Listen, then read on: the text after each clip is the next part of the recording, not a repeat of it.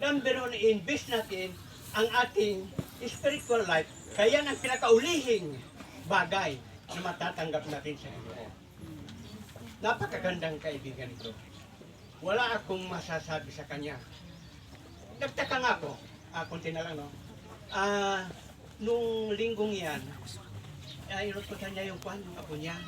Humingi ka nga ng, may mga papaya ko doon, humingi ka ng papaya doon kay uncle mo, kay gusto kong kumain, sabi niya. Binigyan ko.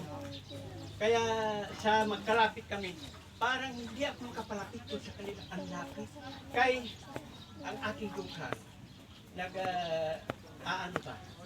Sa araw-araw kaming nagkikita.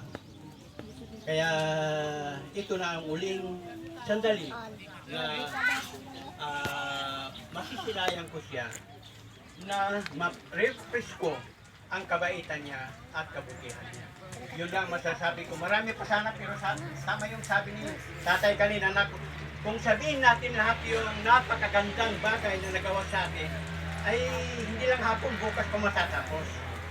Kaya sa umuli, magandang tanghali sa inyong lahat. Thank you.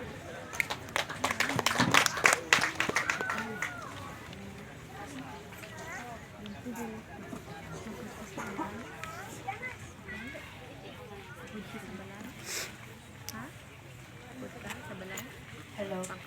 Salamat po, sir. And now, atuas ang ihatag ang panahon sa igsuon sa atong pinalanggang Mrs. Dasan. I would like to request Reverend Cornelio L. Bukong for the